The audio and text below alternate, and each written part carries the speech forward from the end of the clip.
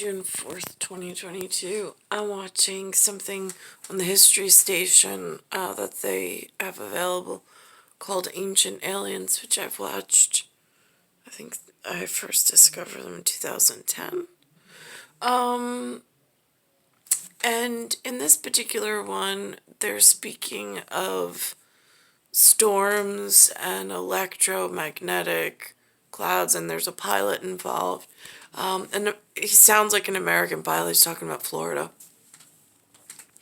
And so I'm watching the instrumentation spin, which I've heard of this before. I don't remember where. But when I look at the local weather reports and I see those arrows spinning and losing their magnetic structure, that's what concerns me, especially with the way that the health is going on, the cellular health around here. To just kind of articulate and joint those two theories together. In my actual space, the compass is, or the arrows are moving. Sometimes they change direction. Sometimes the compass spins out of control, or the arrow spins out of control, which for me automatically is indicative of loss of some kind of spatial tether. In like a non-professional, like I don't really know how they source the language or what words they use. But this is the episode.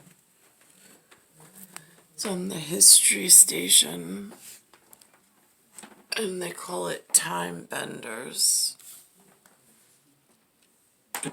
Will be unlike any other.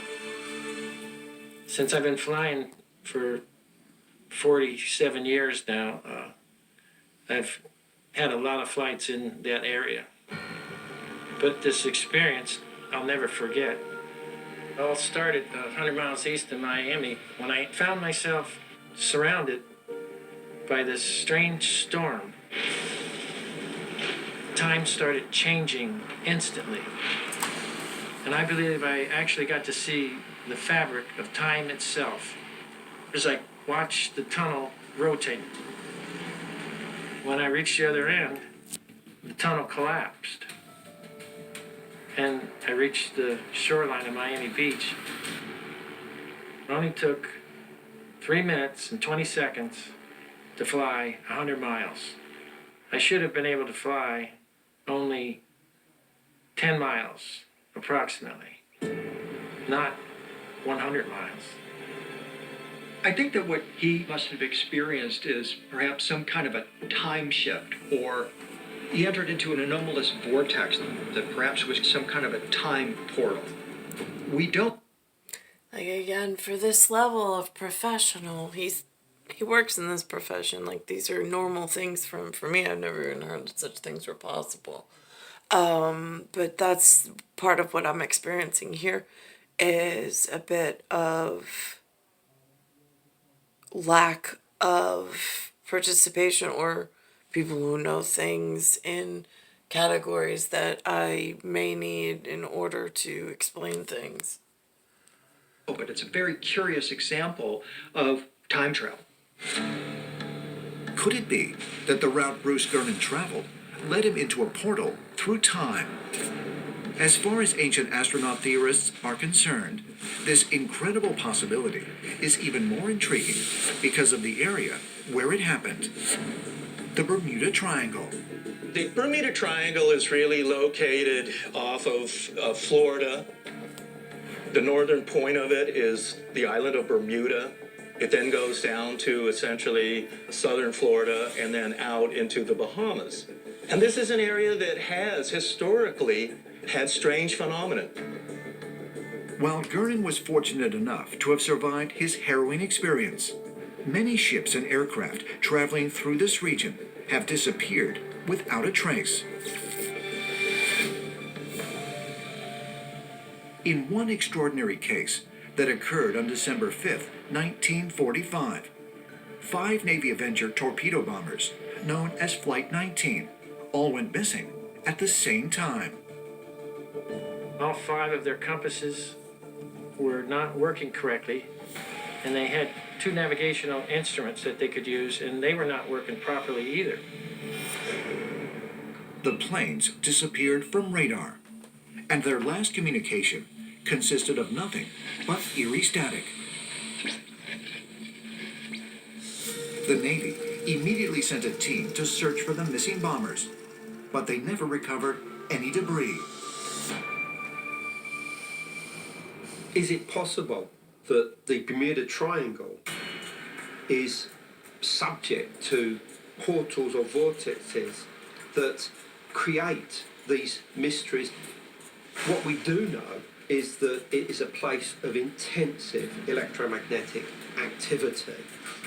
And this is something that we can tell from the fact that so many aircraft and ships experience problems with their instrumentation. That. Oh, Might the that particular spinning with the aircraft thing. I'm going to go to one of the local weather programs. And here's the Channel 7 AccuWeather report. A little bit of a sea breeze took hold. The coastal area still sitting in the 80s at a place like Newark, 78 at Sussex right now, 80. Now this is where, for me, with it coming in and up, it's clumping right here like a seam, more concentrated. Here it seems to be, and again I equate this like if I was watching a medical video about the lumen, Lumen, and like RBC's erythrocytes rushing through capillary artery, whatever. And then all of a sudden either they started clumping or they started, I mean, they don't change direction because there's enough pressure in the system, supposedly, in a healthy system. But I have heard of leakage before, where they move through the venous system if the pressure isn't just right. But that's the first thing that comes to mind, is with like the anatomy and physiology system, and then looking at this montage in a different manner with the pain that I've been feeling and with the anemia and other things, looking for answers in the outside of what could be damaging the inside pieces, in an interactive type system that I know is dysfunctional and deteriorating for several decades, but it is very pronounced at the moment.